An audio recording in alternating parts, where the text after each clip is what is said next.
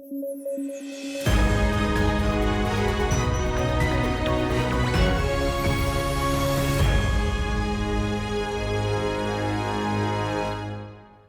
News at 9 programme में आपका स्वागत है। मैं हूं अमृत उपाध्याय। आइए जल्दी से देखें आज की हेडलाइंस। असम में हाथियों की संख्या में हुआ इजाफा। 7 साल बाद किए गए सर्वे ने किया खुलासा। असम में दशकों से स्थिर है हाथियों की संख्या। पीथमपुर पहुंचा भोपाल गैस त्रासदी का जहरीला कचरा। दिसंबर 1984 में हुई थी भोपाल गैस त्रासदी। मध्य प्रदेश के डिट्रॉयट के तौर पर मशहूर है पीथमपुर। और आज पूरे देश में मनाई गई सावित्रीबाई फुले की जयंती। आधुनिक भारत की पहली महिला शिक्षिका के तौर पर हैं प्रसिद्ध। प्रधानमंत्री मोदी ने शिक्षा के क्षेत्र में उनके योगदान को किया याद। भोपाल गैस त्रासदी, जिसे याद कर हमारे जेहन में आता है मजबूरी का वो मंजर जिसमें लोग दम घुटने वाली हवा में सांस लेकर मर रहे हैं। रात में सुकून से सोए लोग अगली सुबह देख ही नहीं पाए। इस आपदा को दुनिया की सबसे भयावह औद्योगिक आपदाओं में से एक माना जाता है। इसका अंदाजा आप इस बात से लगा सकते हैं कि लगभग 4 दशक के बाद भी भोपाल गैस त्रासदी के कचरे को निपटाने के लिए भोपाल से दूर पीथमपुर ले जाया जा रहा है। और ये कवायद 1 जनवरी 2025 से शुरू हुई है। पीथमपुर मध्य प्रदेश के ही एक जिले धार में स्थित है। पीथमपुर मध्य प्रदेश के डेट्रॉयट के तौर पर मशहूर है। भोपाल से पीथमपुर के लिए रवाना हुआ ये कचरा 337 मीट्रिक टन है। इस कचरे को मध्य प्रदेश प्रदूषण नियंत्रण बोर्ड के सुपरविजन में कड़ी सुरक्षा के बीच पीथमपुर भेजा गया है। यहीं पर कचरे को इंसिनरेटर में जलाया जाएगा। इससे भोपाल के गैस प्रभावित इलाकों को कुछ राहत मिली है, लेकिन कहा जा रहा है कि यह अभी भी साइट पर मौजूद खतरनाक कचरे का केवल एक अंश है। इधर पीथमपुर में निपटान योजना के खिलाफ विरोध प्रदर्शन शुरू हो गए हैं। ये विरोध प्रदर्शन बड़े स्तर पर स्थानीय नागरिकों के द्वारा किए जा रहे हैं। इस विरोध प्रदर्शन की वजह है कचरे के निपटान से निकलने वाला धुआं।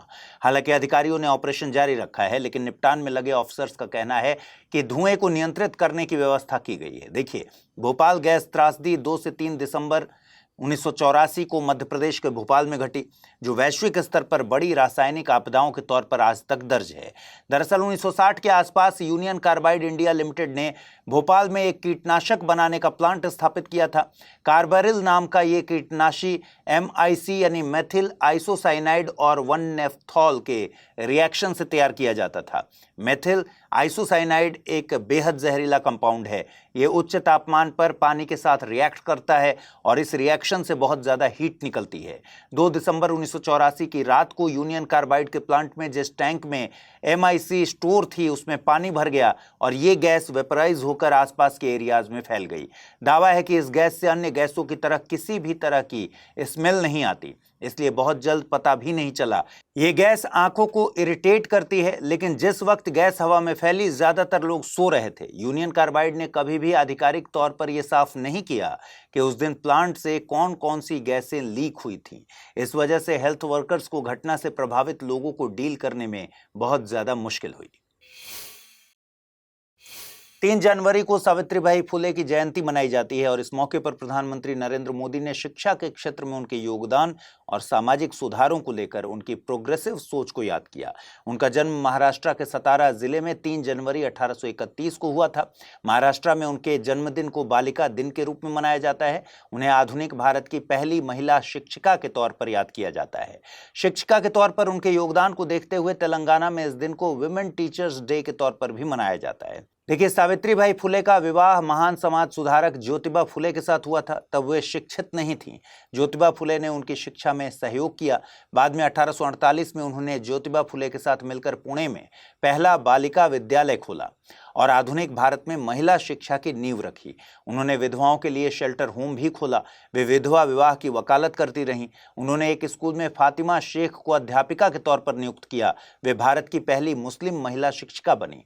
फातिमा शेख के बारे में ज्यादा जानकारी मौजूद नहीं है। साल 1852 में ब्रिटिश सरकार ने सावित्रीबाई फुले को राज्य का बेस्ट टीचर घोषित किया।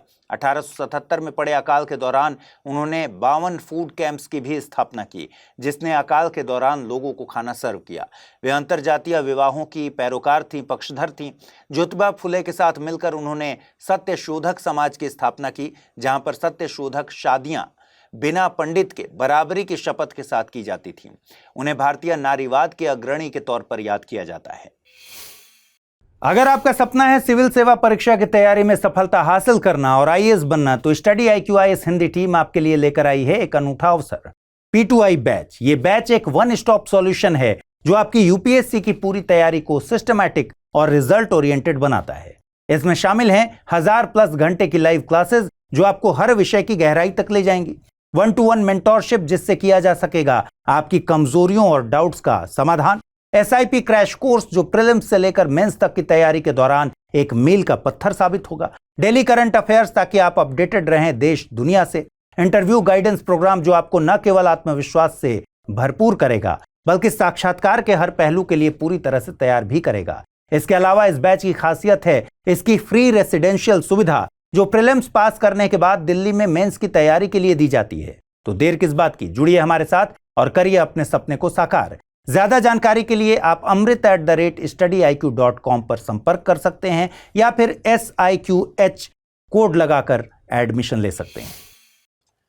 भारत ने 4th बायनियल अपडेट रिपोर्ट यानी चौथी द्विवार्षिक update report United Nations framework conventions को सौंप दी है। इस रिपोर्ट में तीसरी नेशनल कम्युनिकेशन रिपोर्ट और साल 2020 के लिए national green house gas inventory submit की गई है।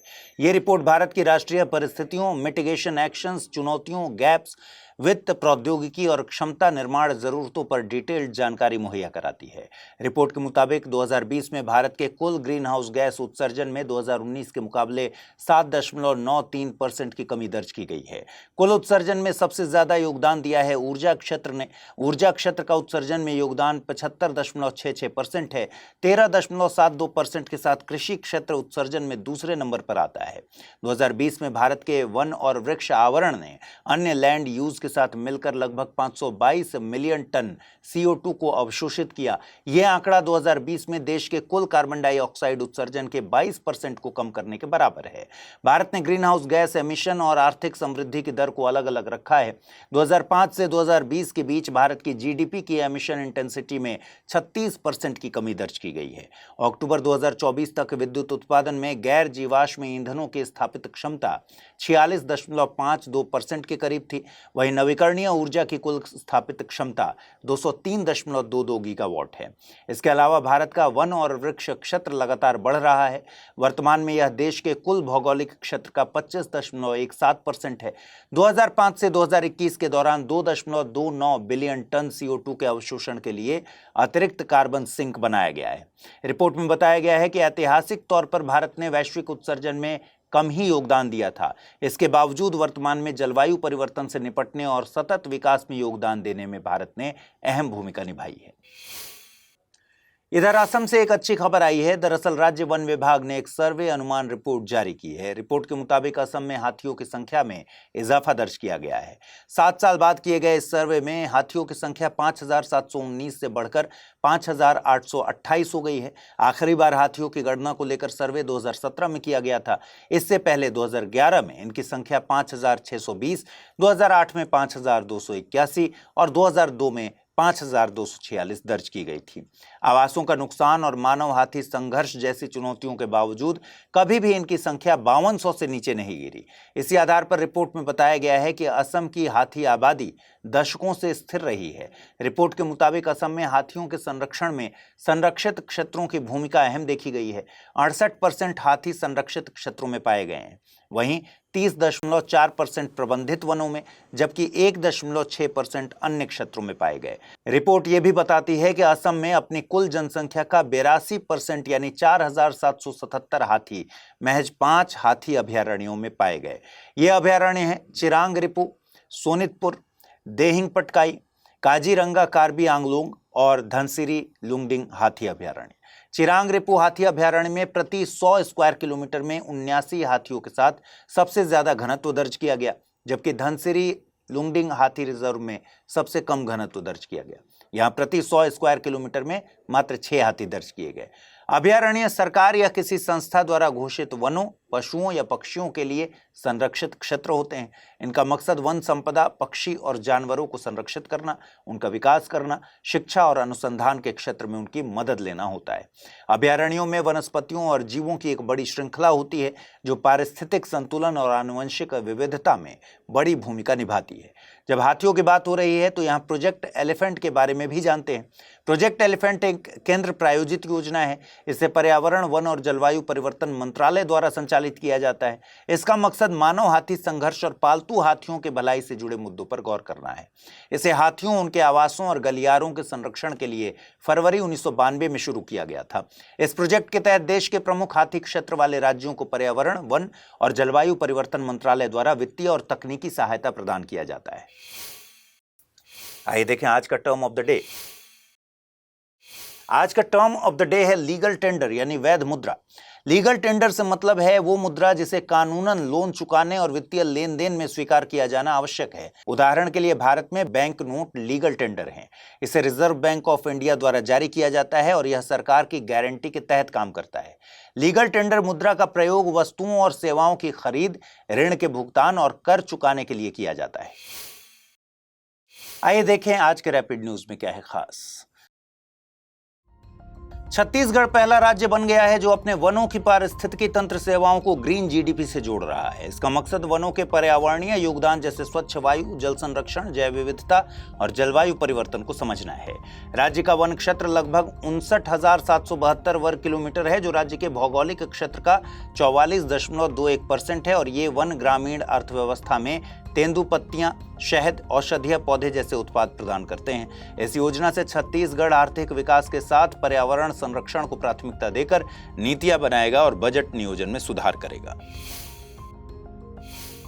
गुजरात सरकार जामनगर के मरीन नेशनल पार्क और सेंचुरी में तटीय और जलीय पक्षियों की गणना करने जा रही है। यह भारत की पहली तटीय और जलीय पक्षियों की गणना है जो 3 से 5 जनवरी तक कराई जाएगी। इस गणना को राज्य वन विभाग और bird conservation society of Gujarat द्वारा संयुक्त रूप से आयोजित किया जा रहा है। गुजरात में स्थित मरीन नेशनल पार्क और सेंचुरी भारत का पहला समुद्री राष्ट्रीय उद्यान है। यह लगभग 458 स्क्वायर किलोमीटर में फैला है। यह संरक्षित क्षेत्र भौगोलिक दृष्टि से मध्य एशियाई फ्लाईवे का हिस्सा है, इसलिए इस क्षेत्र में पक्षियों की विविधता ज्यादा पाई जाती है। शिक्षा मंत्रालय ने हाल ही में UDISE प्लस यानी unified district information system for education plus report जारी की। रिपोर्ट के अनुसार 2023-24 में विद्यार्थियों के नामांकन में पिछले सालों की तुलना में 1 करोड़ से अधिक की गिरावट आई है। छात्रों के नामांकन में 4.87% और छात्राओं के नामांकन में 4.48% की गिरावट आई। यह गिरावट बिहार, उत्तर प्रदेश और महाराष्ट्र में सबसे ज्यादा देखी गई। बुनियादी सुविधाओं की बात करें तो देश के केवल 57.2% स्कूलों में ही कंप्यूटर काम करने की हालत में है और इंटरनेट की सुविधा केवल 53.9% स्कूलों में उपलब्ध है। इसी तरह देश के स्कूलों के इंफ्रास्ट्रक्चर की बात करें तो 52.3% स्कूलों में रेलिंग वाली रैंप लगी हुई है। उत्तराखंड वन विभाग ने महाभारत में वर्णित पारिस्थितिकी और पर्यावरण संबंधी ज्ञान को प्रदर्शित करने के लिए हल्द्वानी में एक एथनो बोटेनिकल गार्डन विकसित किया। इस गार्डन में 37 से अधिक पौधों की प्रजातियां उगाई गई हैं जैसे खैर, बरगद, पीपल, ढाक इत्यादि। महाभारत में वन पर्व या अरण्य पर्व के अंतर्गत पेड़ लगाने, जलाशय लगाने और बाघों की रक्षा करने के महत्व का उल्लेख है। इससे पहले राज्य वन विभाग ने हल्द्वानी में रामायण वाटिका भी बनाई थी। यह पहल पर्यावरण संरक्षण और महाभारत की शिक्षाओं को जोड़ने की एक अनूठी कोशिश है। केंद्रीय भूजल बोर्ड की वार्षिक रिपोर्ट में भारत के भूजल की गुणवत्ता को लेकर गंभीर चिंताएं जताई गई हैं। यह रिपोर्ट भूजल गुणवत्ता निगरानी के लिए मानक संचालन प्रक्रिया को अपनाने वाली पहली रिपोर्ट है जो डेटा संग्रह, विश्लेषण और व्याख्या में एकरूपता सुनिश्चित करती है। रिपोर्ट के अनुसार 440 जिलों में भूजल में अत्यधिक नाइट्रेट प्रदूषण पाया गया और यह प्रदूषण राजस्थान, कर्नाटक और तमिलनाडु के जिलों में सबसे ज्यादा था। इसके अलावा 9.04% नमूनों में फ्लोराइड का स्तर सुरक्षित सीमा से अधिक था जबकि 3.55% में आर्सेनिक संदूषण दिखा। हालांकि अरुणाचल प्रदेश, असम, गोवा, मेघालय, मिजोरम और नागालैंड में सभी नमूने सुरक्षित सीमा के भीतर पाए गए।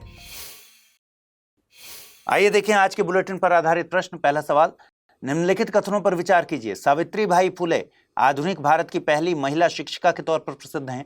फातिमा शेख भारत की पहली मुस्लिम महिला शिक्षिका के तौर पर प्रसिद्ध हैं। उपर्युक्त में से सही कथन या कथनों का चुनाव कीजिए। केवल एक, केवल दो, एक और दो दोनों, न तो एक और नहीं दो। अगला प्रश्न है प्रोजेक्ट एलिफेंट कब शुरू किया गया? 1972, 1975, 1992 या फिर 2006? आइए देखें पिछले बुलेटिन में मैंने आपसे क्या सवाल पूछे थे, उनके सही जवाब क्या हैं। पहला प्रश्न है भारत में लोकपाल दिवस मनाया जाएगा 16 जनवरी, 9 जनवरी, 26 जनवरी या फिर 25 जनवरी? सही जवाब है विकल्प ए यानी 16 जनवरी। अगला प्रश्न था जस्टिस अमिताभ रॉय पैनल का संबंध है जेल सुधार, शिक्षा, वित्त या फिर चुनाव सुधार? सही जवाब है जेल सुधार यानी विकल्प ए। तो आज इस बुलेटिन में इतना ही। कल रात 9 बजे पूरे हफ्ते के कंपाइलेशन के साथ आपसे मुलाकात होगी। ख्याल रखिए अपना, ठीक से पढ़ाई कीजिए। अगर आप इस बुलेटिन की पीडीएफ हासिल करना चाहते हैं, अमृत उपाध्याय 007 टेलीग्राम चैनल है जिस पर इसकी पीडीएफ रोजाना मिलती है। आज पूछे गए सवालों का जवाब भी कमेंट सेक्शन में दीजिएगा। नमस्कार।